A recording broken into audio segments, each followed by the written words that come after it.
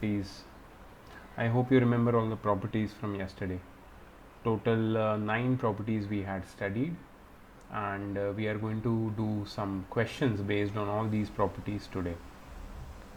Okay, so this is kind of a revision of all the properties which I taught yesterday. Let's see how many of you remember, and if you don't, then we'll revise. And also you'll come to know the kind of numericals which are asked on the properties.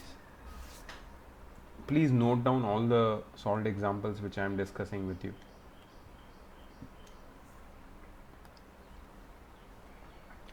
Give reason to show that none of the numbers given below is a perfect square. मतलब तुम्हें ये बताना है कि ये सारे numbers perfect square क्यों नहीं है. Why are they not perfect squares? We know one thing for sure. The numbers ending with 2, 3,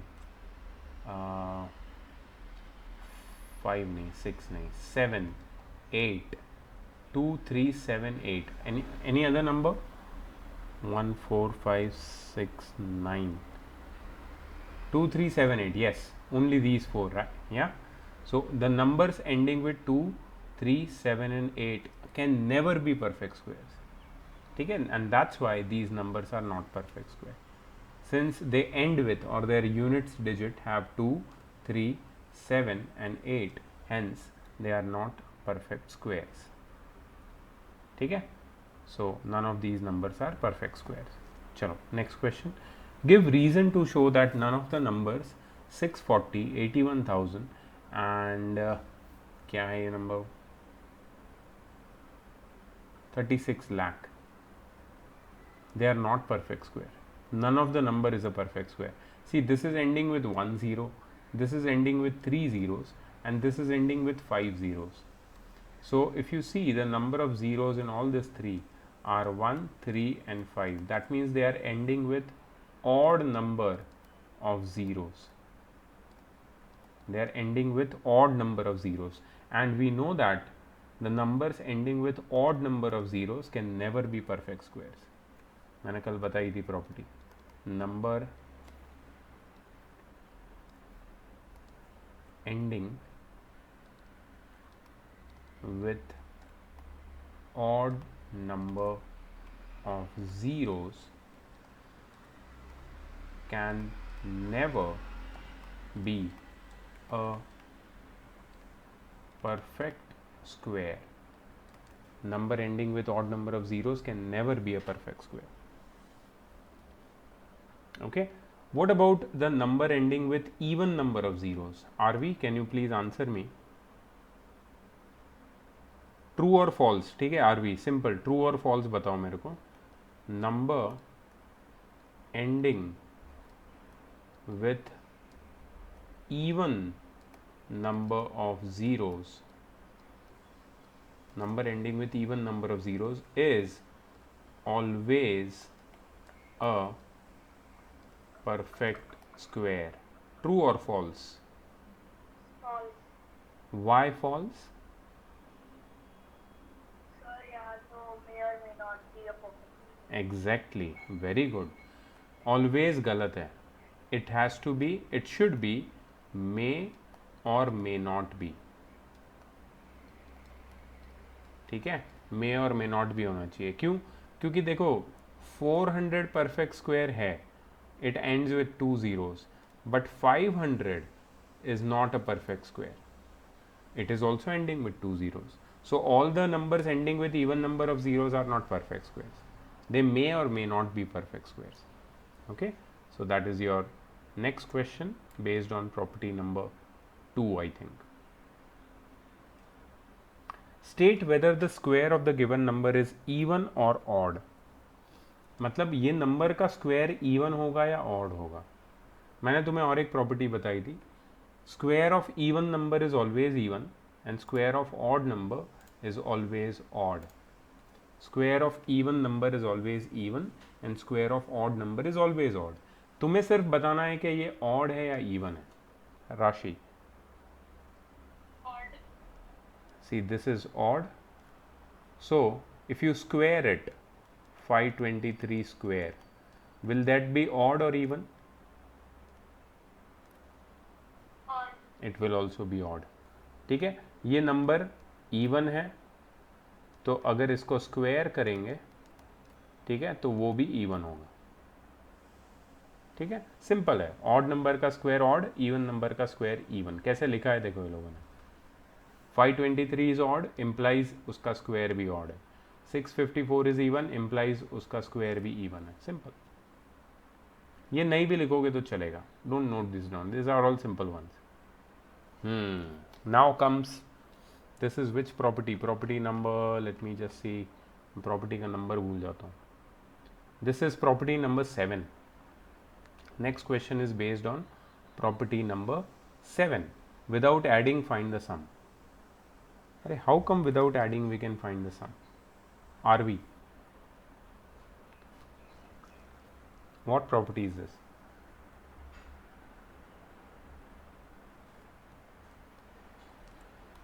Sum of first n odd natural numbers is equal to N square. ये वाली property देखो. ये first odd number है 1 2 3 4 5 6. पहले 6 odd number का सम है तो उसका वैल्यू कितना होगा? 6 स्क्वायर 36. सिंपल. आर वी नेक्स्ट वाला ट्राई करो. कितने ऑड नंबर है बताओ.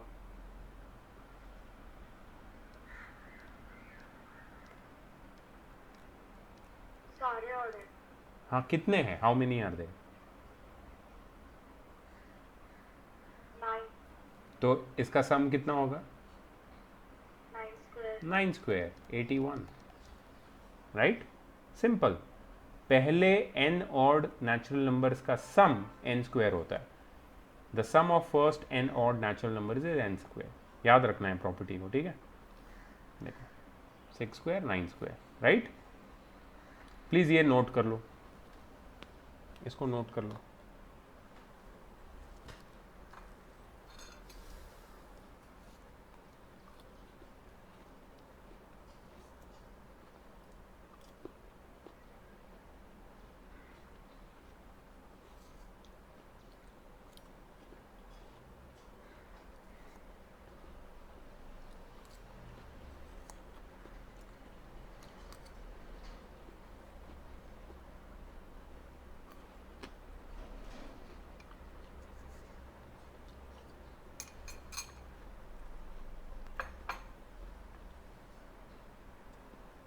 Done?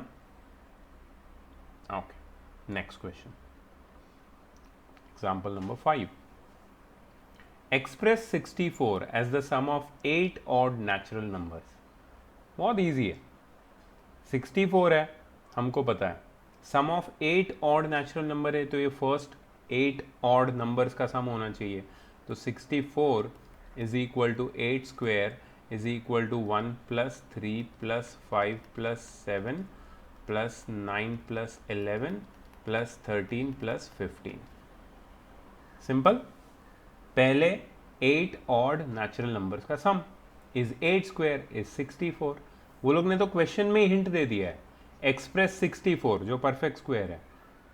मैंने एक होमवर्क दिया था तुम लोगों को 1 to 30 नंबर के स्क्वायर लिखना. लिखा तुम लोगों ने? आरवी? अब मुझे बताओ 121 किसका स्क्वायर है? RV? Very good Rashi. 120. Yes, very good. ऐसे आगे और क्वेश्चंस आएंगे and I want you to be ready with the squares. Okay, so please वो लिख लेना, लर्न कर लेना. 1 to 30. अच्छा, 121 को हमें एक्सप्रेस करना है as the sum of 11 odd natural numbers. कैसे लिखेंगे राशि?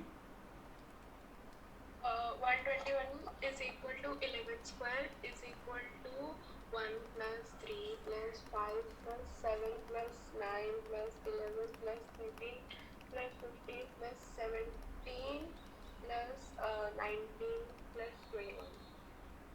और भी आएगा ना? नहीं, हो गया. 8 plus 3 11. Correct. Full stop. Correct. ठीक है, easy, simple. Next question. Sir वो नोट करना है. हाँ, नहीं चलेगा.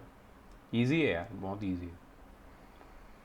तुम लोग बहुत बड़ी एक्सरसाइज करने वाले हो आज होमवर्क में, don't worry about it. Next question, find the Pythagorean triplet whose smallest number is 12। मैंने कल इसके बारे में बताया था, मैंने बोला था ये बहुत इंपॉर्टेंट प्रॉपर्टी है पाइथागोरियन ट्रिपलेट की। अच्छा, मैंने पाइथागोरियन ट्रिपलेट में ये भी बताया था कि any 3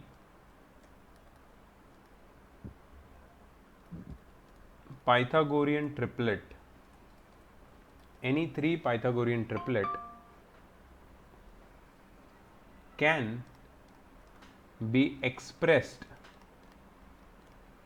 as 2m, m square minus 1 and m square plus 1। कोई भी 3 पाइथागोरियन ट्रिपलेट को 2m, m स्क्वायर माइनस 1 और m स्क्वायर प्लस 1 के टर्म्स में एक्सप्रेस कर सकते हैं हम लोग। तुम्हें याद है ये? इसमें एक चीज याद रखना, बहुत इंपॉर्टेंट बात बता रहा हूं, ये सबसे छोटा होता है, स्मॉलेस्ट सबसे छोटा होता है 2m, और m square plus 1 is the largest. What do you want? You want more? You want more? Okay, just wait, babysitting भी करना पड़ता है घर पे। ओके या, सो आई वाज टेलिंग कि इसमें 2m सबसे छोटा होता है और m स्क्वायर प्लस 1 सबसे बड़ा होता है। अब यहाँ पे बोल दिया है वो लोग ने, पाइथागोरियन ट्रिपलेट हमें ढूंढना है, लेकिन उनका स्मॉलेस्ट मेंबर 12 है। ठीक है, सो लेट द 3, देखो इसको लिख लेना, let the 3 members of a Pythagorean triplet, let the 3 members of a Pythagorean triplet be 2m, m square minus 1 and m square plus 1। Let the 3 members of a Pythagorean triplet be 2m, m square minus 1 and m square plus 1। Therefore, smallest member is equal to 2m, which is equal to 12। सही है, सबसे छोटा member है 2m जो 12 है, दिया हुआ है। Therefore, 2m is equal to 12। इसको सॉल्व कर लेंगे, m is equal to 12 by 2। ये 2 यहाँ पे मल्टीप्लाई हो रहा है, उसको वो साइड जाके डिवाइड करवा दो, सॉल्व कर लो इसको। ठीक है, 2 6 12, तो m की वैल्यू आ गई 6, m की वैल्यू मिल गई।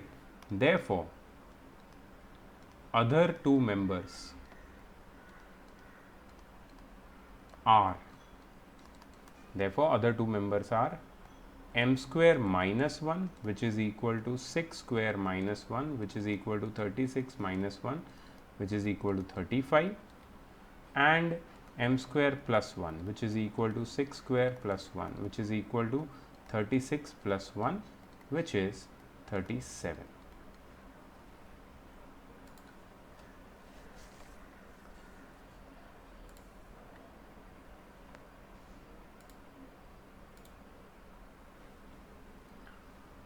ठीक है, एक मेंबर होगा 35, दूसरा 37, और तीसरा है हमारे पास already 2m which is 12, 35 and 37।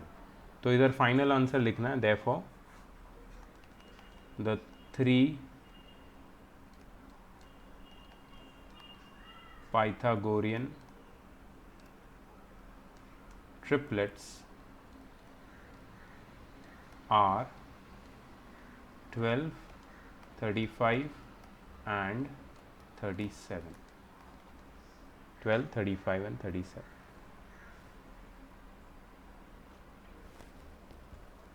Good morning, sir. Can you hear me? Good afternoon. I can hear you. Good afternoon, sir. Sir, I might not be able to turn on my camera as I'm connected to hotspot right now. It's okay, no problem. The network is pretty weak, sir. Yeah, don't worry, no problem. We are on the 6th example, and we have discussed the previous 5 examples, and I have recorded it. So after the lecture, I will share this video lecture. You can see there. Okay.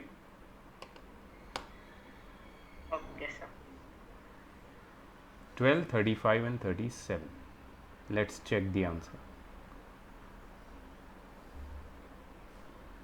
Pretty simple. कुछ लिखा ही नहीं वो लोगों ने, 10 we get the triplet करके छोड़ दिया है। मैंने तो काफ़ी स्टेटमेंट सब कुछ स्टेप्स वाइज लिखा है, इन्होंने डायरेक्टली आंसर लिख दिया है। कोई बात नहीं, ठीक है। Okay, next question. Evaluate 337 square minus 336 square. ये भी मैंने एक प्रॉपर्टी बताई थी, if you remember, the difference of the squares of the two consecutive numbers is equal to their sum. याद है, n plus 1 square minus n square is equal to n plus n plus 1। ये है तुम्हारी property. So therefore 337 square minus 336 square is equal to 337 plus 336। Please calculate करके बताओ इसको, add करके कितना होता है।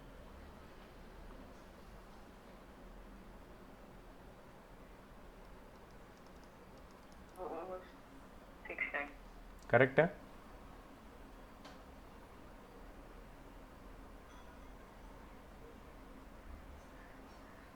हमेशा प्रॉपर्टी याद कर लेना। प्रॉपर्टी है the difference of the square of two consecutive squares is equal to their sum. Consecutive number है, उनका स्क्वायर है, उनका डिफरेंस उनके सम जितना होता है। सही है ना, आंसर सही है। चलो next, right, 673। Use the identity a plus B equals A square plus 2ab plus B square. अब ये तुम एल्जिब्रा में पढ़ोगे। I don't know whether 7th class में तुमने आइडेंटिटी ये देखी हुई है कि नहीं, but this is from algebra. a plus B the whole square equals A square plus 2ab plus B square. अब ये आइडेंटिटी यूज करके हमें इसका स्क्वायर ढूंढना है। कुछ बच्चे क्या करते हैं, आइडेंटिटी क्या होता है मेरे को नहीं समझ में आता, so I am going to do 609 times 609, और फिर वो आधा घंटा ये मल्टीप्लिकेशन करते रहते हैं जब तक दूसरे लोगों का आंसर आके पेपर खत्म हो जाता है।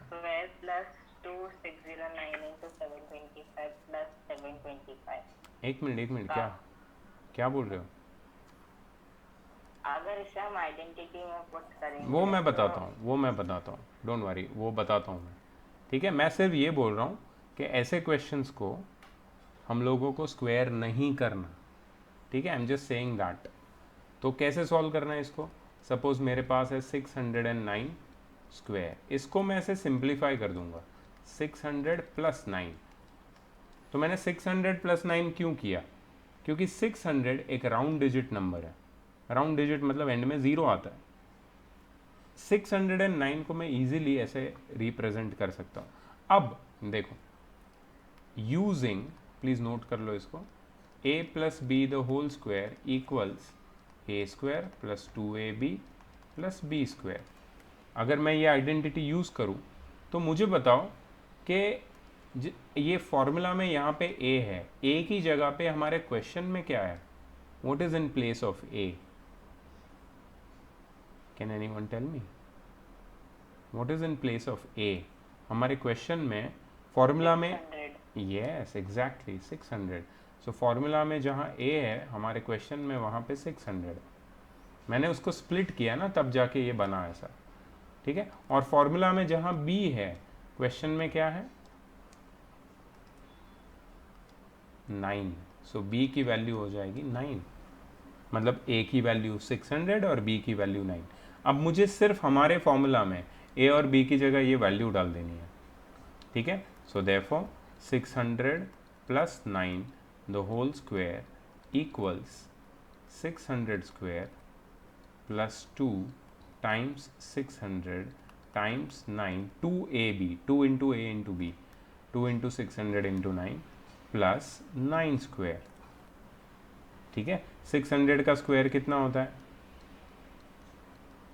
360,000, 3,60,000 प्लस 2 इंटू 600 इंटू 9, ये हो जाएगा 10800, क्योंकि 2 6 12, 12 9 108 और ये 2 0, प्लस ये हो जाएगा 81, ठीक है। अब सिर्फ इनको ऐड करना है, ऐड कर लेते हैं यहाँ पे 3,60,000 प्लस 10,800 प्लस 81, तो ये हो जाएगा 3,70,881, 3,70,881.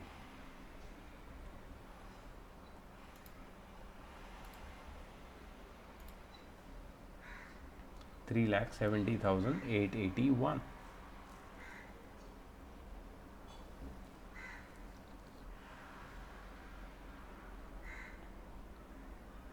तो ये मैंने क्या किया, मैंने इसको स्क्वायर नहीं किया 609 को, मैंने विदाउट स्क्वायर करके उसका स्क्वायर निकाला using the identity. You have to do the same thing with 725 square. ठीक है, मैं इसको स्प्लिट करके बताता हूँ. इसको स्प्लिट करके हम लिखेंगे 700 प्लस 25 द होल स्क्वायर. ठीक है, you have to do it and you have to send me the picture. Your time starts now.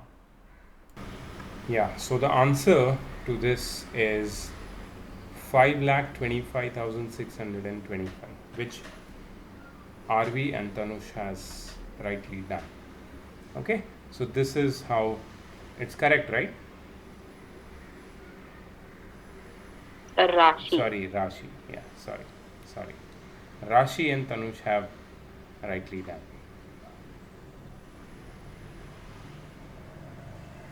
Similar question where you have to use another identity of algebra which says a minus b the whole square is equal to a square minus 2ab plus b square. Okay, now in this you have got, let's say, 491 the whole square. So you will write it as 500 minus 9 the whole square. Now if you compare it with a minus b the whole square is equal to a square minus 2ab plus b square, your a is 500 and your b is 9.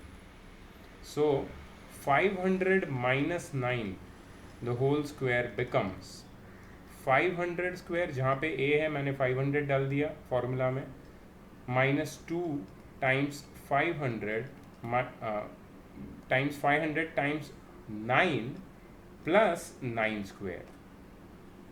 ठीक है, तो ये इसको मुझे solve करना है. 500 का square हो जाएगा 2,50,000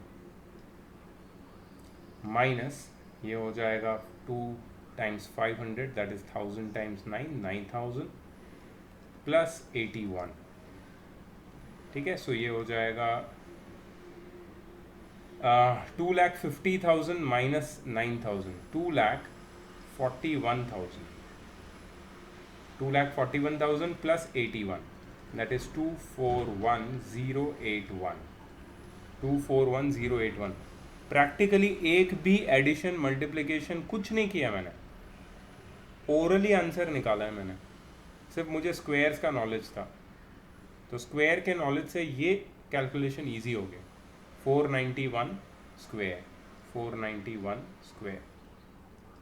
ठीक है, 289 स्क्वायर तुम करोगे, मैं सिर्फ इसको स्प्लिट करके बताता हूँ. 289 को तुम लिख सकते हो 300 minus 11 the whole square. 300 minus 11 the whole square. Come on guys.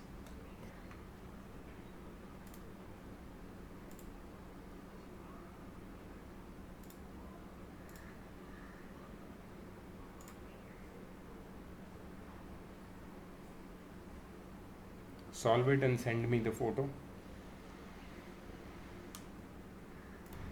Okay guys, so I hope that you've got the answer. The answer time travel कर रहे हम. The answer to the second one is 83521 and Rashi has got it correct and Tanush ने silly mistake कर दिया. Okay, इसके बाद क्योंकि मैं recording चालू करना भूल गया था, तो इसके लिए I'm just going to explain you all over again. Product of two consecutive odd or consecutive even numbers में what you do is you apply this formula a minus b times a plus b. Okay, so 49 can be written as 50 minus 1 and 51 can be written as 50 plus 1. So I have 50 minus 1 times 50 plus 1, which is 50 square minus 1 square. 50 square is 2500 and 1 square is 1, and their difference is 2549. So without actual multiplication you are able to get the answer. And the next one is 30 times 32. Now 30 और 32 के बीच में आता है 31, so you can express 30 and 32 as the difference and sum of 31 with 1. So 31 minus 1 is 30 times 31 plus 1 is 32. Again applying the same formula, a minus b times a plus b is a square minus b square. ये एक algebraic identity है which you are going to study in algebra. You get 31 square minus 1 square. That is 31 square is 961 and 1 square is 1. 961 minus 1 is 960. ठीक है, so ये product of two consecutive odd और consecutive even numbers का method है, and that is the answer. So this is the final summary where all the properties are listed which we have already studied. ठीक है, तो तुम्हारा जो homework है that is exercise 3B. Total number of questions are 13. I told you it's a huge exercise, so आराम से करो, कोई जल्दी नहीं है. लेकिन कोई जल्दी नहीं है का मतलब ये नहीं है तनुष कि तुम मुझे नेक्स्ट फ्राइडे तक मत भेजो. मुझे ये Tuesday Wednesday late by late मुझे ये चाहिए 3B. Okay, so yes, so this is your homework and we have successfully completed 2 parts of this chapter. Now the next part, which is going to, this chapter is not very short, there are quite a few parts. There is one part, next part, upcoming part is about square roots. Square root by prime factorization, then square root by long division. Okay, तो ये काफ़ी लंबे part हैं और ये हमें थोड़े अच्छे से करना है, तो वो नेक्स्ट वीक हम लोग टारगेट करेंगे. Next week will be only maths, no science. We are just going to target on this chapter. ठीक है, let me stop the recording.